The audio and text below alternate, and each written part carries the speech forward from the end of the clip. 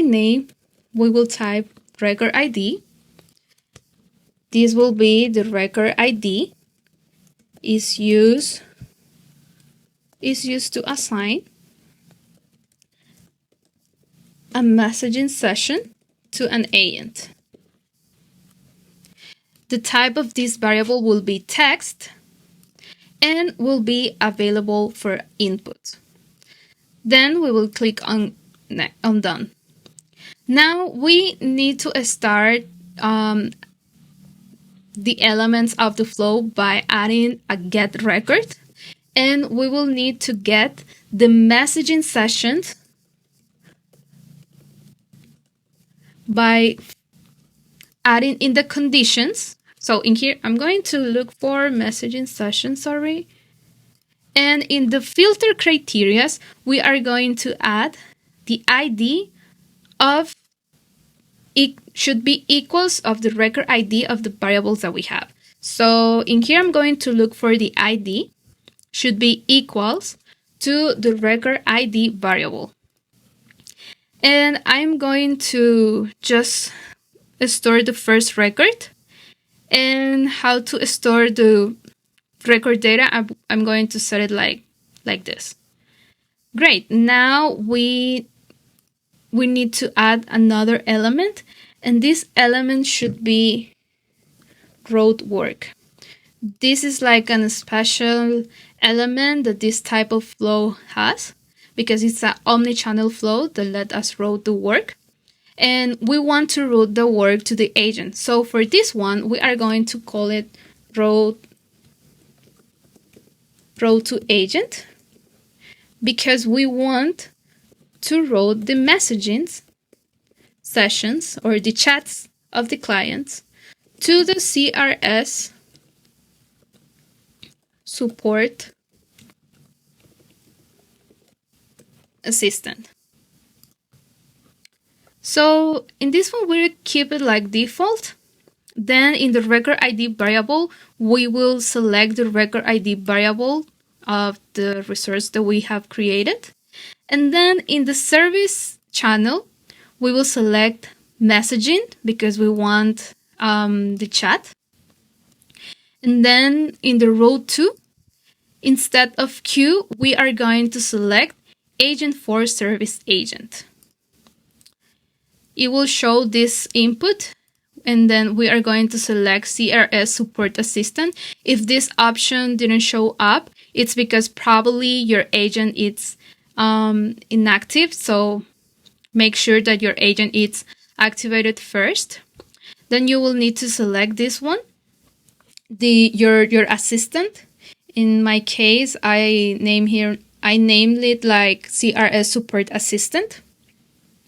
In the fallback queue, we are going to select a queue, and the queue will be messaging queue. If you remember, this was part of the first configurations that we were doing, the messaging queue.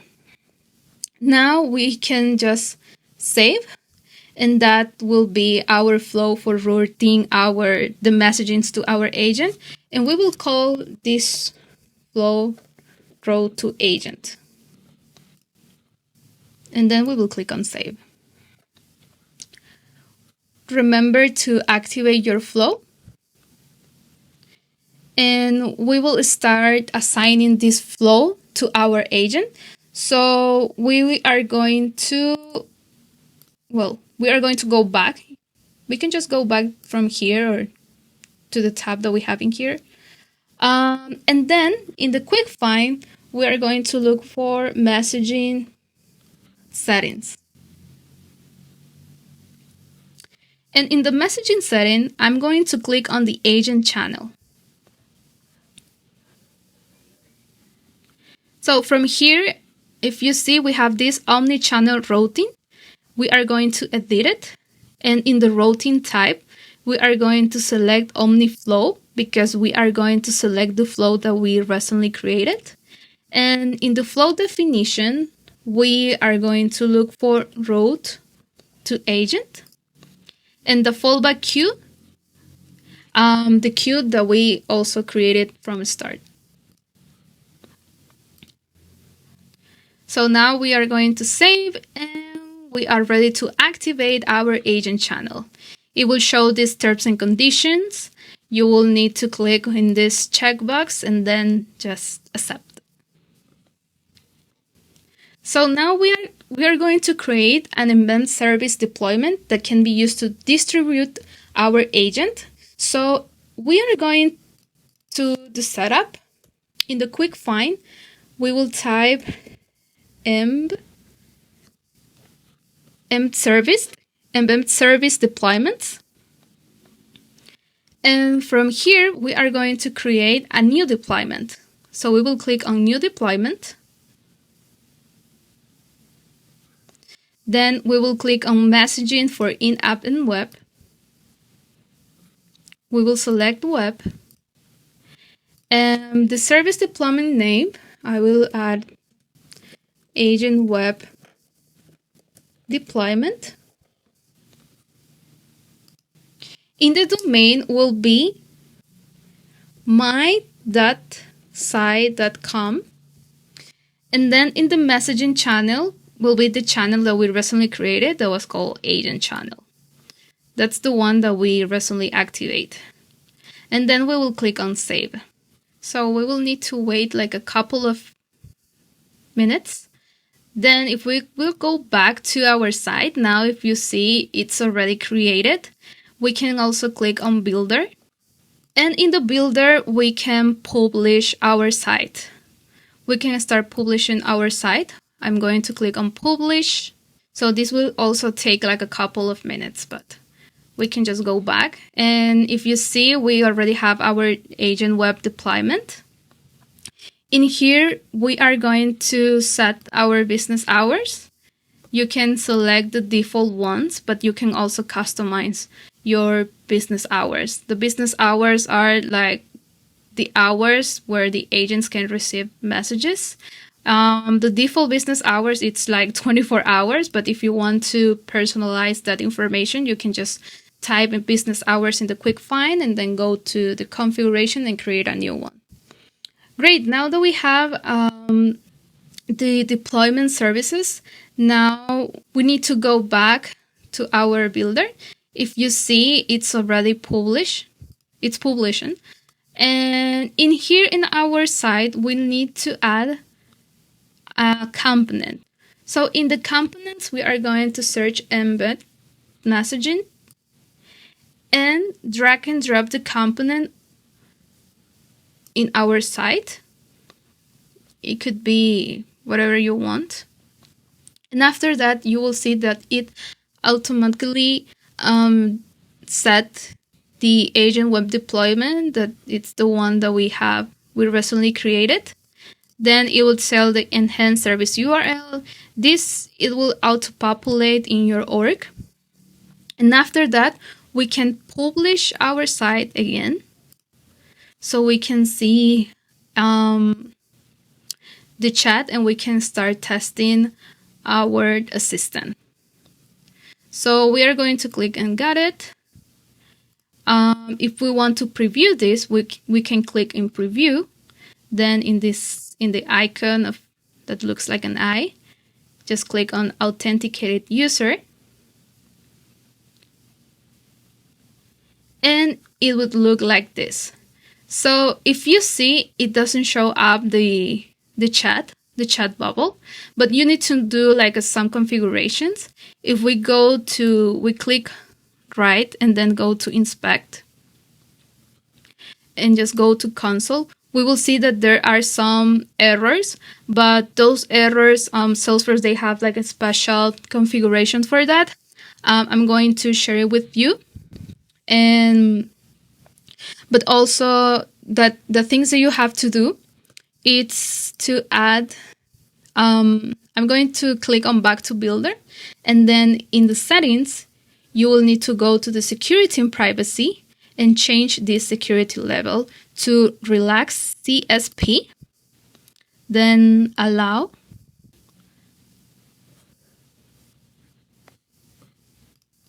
Then you will need to add a true site. You will need to add the domain of the site.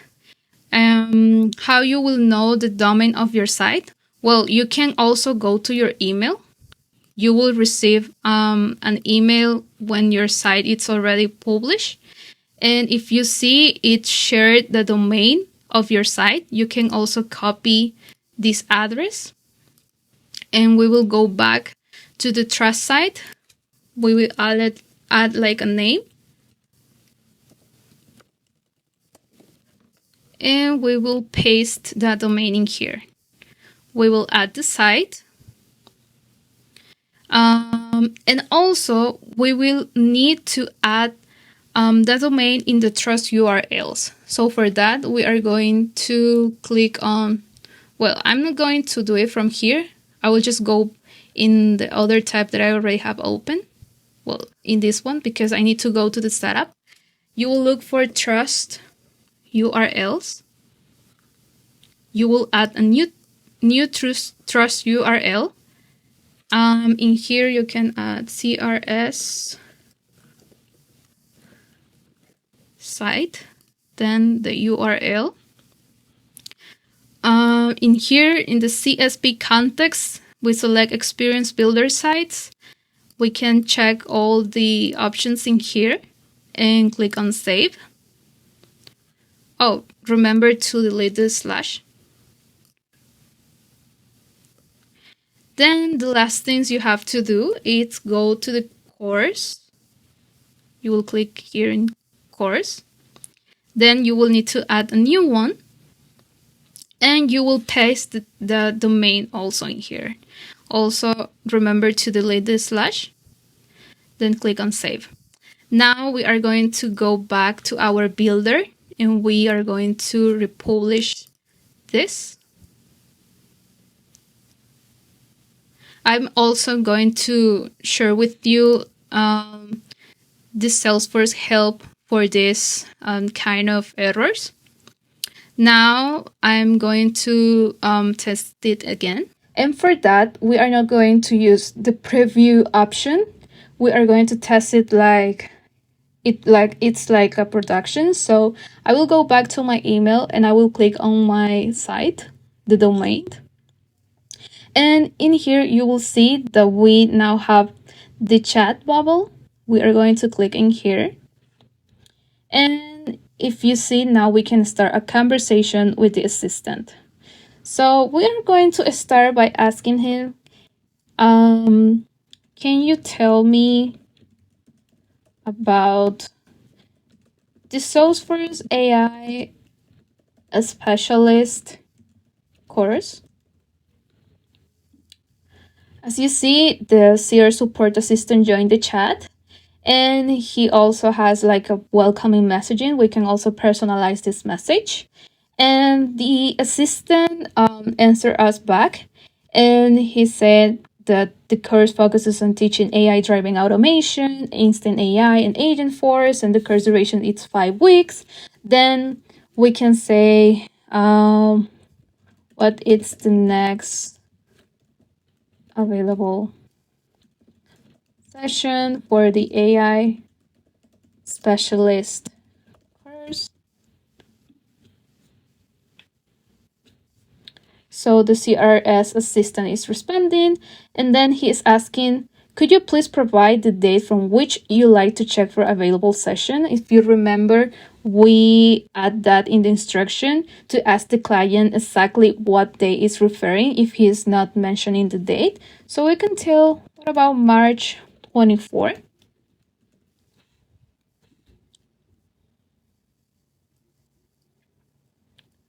So he's loading training session details. If you remember, this is like the label that we put it in the settings of the actions.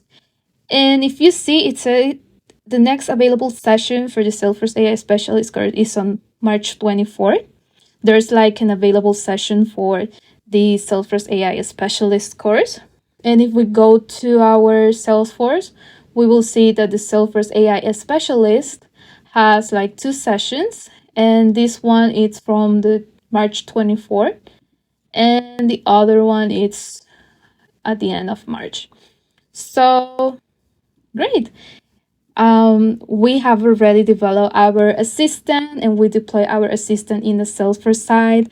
We learn how to configure and how to create an agent from scratch, how to add custom actions to it. It was like a very simple actions, like flows, but it was like a powerful tool for the CRS info solution site because it will automate these kind of questions from the clients if they want to know more about a kind of training, of course, if they want to have some detailed information, they can ask it instantly from the assistant. Let's quickly summarize what we covered today. Agent for Service automate customer interactions and reduce agent workload. Predefined responses and escalation rules ensure efficient and accurate case handling. Multi-channel support allows agents to work across chat, cases, and emails. Customization options enable personalized responses and seamless human handoff.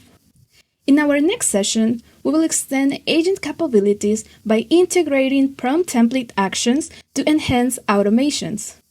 That's all for today. Thank you for participating and see you in the next session.